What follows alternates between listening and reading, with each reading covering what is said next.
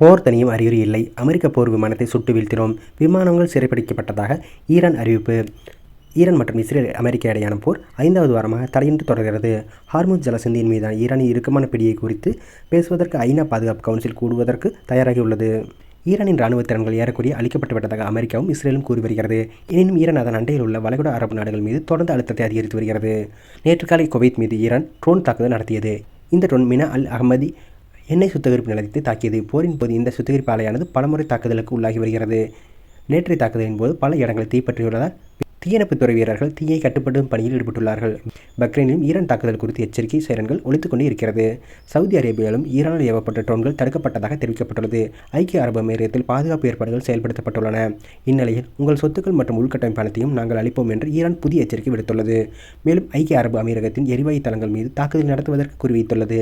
இதேபோல ஈரான் தலைநகர் தெஹ்ரான் மற்றும் மத்திய நகரான இஸ்பகானை சுற்றியுள்ள பகுதிகளில் இஸ்ரேல் தாக்குதல் நடத்தியதாக தகவல் தெரிவிக்கிறது.